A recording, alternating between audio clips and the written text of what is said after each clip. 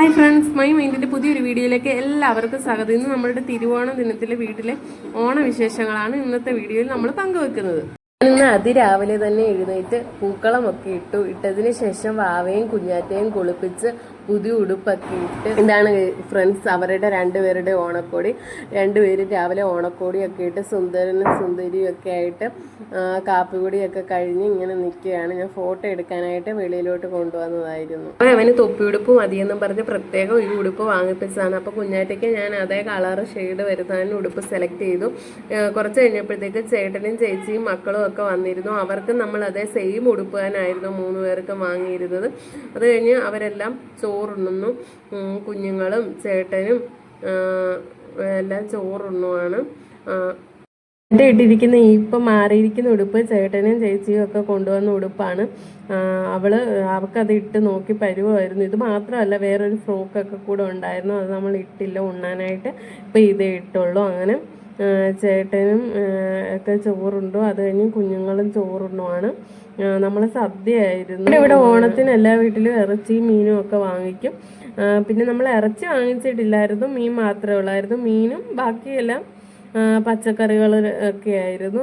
അതൊക്കെ കൂട്ടി കുഞ്ഞുങ്ങൾക്കാണ് ആദ്യം ചോറ് കൊടുത്തത്. കുഞ്ഞുങ്ങൾ ചോറുണ്ടുകൊണ്ടിരിക്കുകയായിരുന്നു. അപ്പം തന്നെ ചേട്ടനും ഒക്കെ അപ്പുറ സൈഡ് മാറിയിരുന്ന് ചോറുണ്ടു.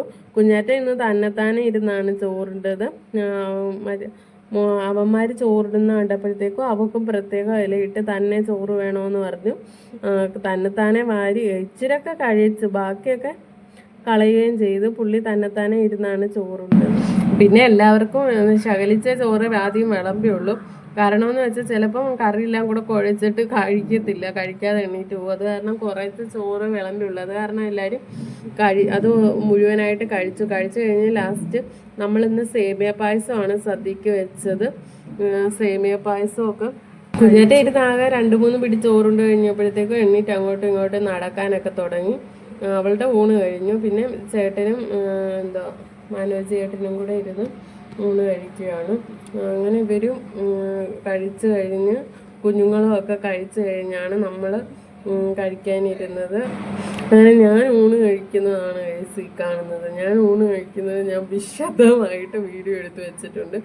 ആദ്യം പച്ചടി വന്നു, ബീട്രൂട്ട് പച്ചടിയാണ്. അത് കഴിഞ്ഞ് ക്യാബേജ് തോരൻ വെച്ചു.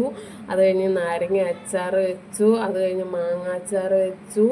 അത് കഴിഞ്ഞ് ഇഞ്ചിക്കറി വെച്ചു. അത് കഴിഞ്ഞ് അവിയൽ വെച്ച് കഴിഞ്ഞിട്ട് അടുത്തത് ചൂരക്കറി വെച്ച് കഴിഞ്ഞ് ചോറ് വെച്ചതിന് ശേഷം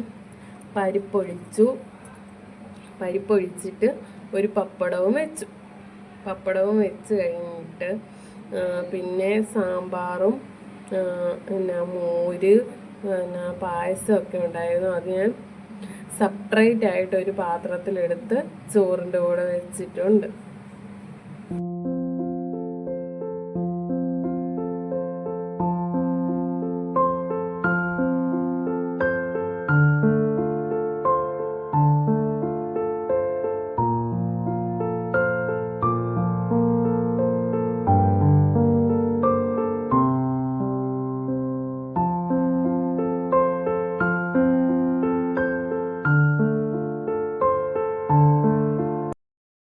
ആദ്യം നമ്മൾ പരിപ്പും പപ്പടവും മീൻകറി അവിയലും ഒക്കെ കൂടി കുഴച്ച് നല്ല സൂപ്പറായിട്ടൊരു പിടി പിടിച്ചു. അടുത്തായിട്ട് നമ്മൾ കുറച്ച് സാമ്പാറും ചൂരക്കറി അച്ചാറും ഒക്കെ കൂടി കുഴച്ചിട്ട് അത് കഴിഞ്ഞ് നമ്മുടെ മോരും അവിയലും ചൂരക്കറിയും അച്ചാറും ഒക്കെ കൂട്ടി നമ്മൾ കഴിച്ച്.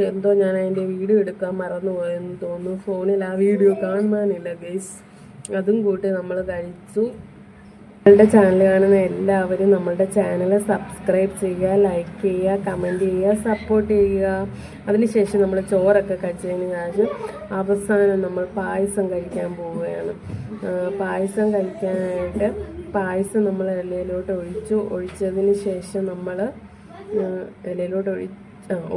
ഒഴിച്ചതിന് ശേഷം നമ്മളൊരു പപ്പടമൊക്കെ എടുത്തു. പപ്പടമൊക്കെ നേരടി പായസമായിട്ട് സൂപ്പർ ടേസ്റ്റാണ്. നല്ല സേമിയ പായസത്തിൻ്റെ കൂടെ നമ്മൾ പപ്പടം ഞെരടി കഴിക്കുമ്പോൾ ഒരു പ്രത്യേക ടേസ്റ്റാണ്. എനിക്കിപ്പോൾ തന്നെ നാവിൽ വെള്ളം വരുന്നു ഗൈസ്. അങ്ങനെ നമ്മൾ അതും കൂട്ടി കഴിച്ചിട്ട് ഇപ്പോൾ എല്ലാ ഫുള്ളായിട്ട് കഴിച്ച് വയറൊക്കെ നിറഞ്ഞ്. അപ്പോൾ ഇത്രയൊക്കെ ഉള്ളൂ. Okay, thank you.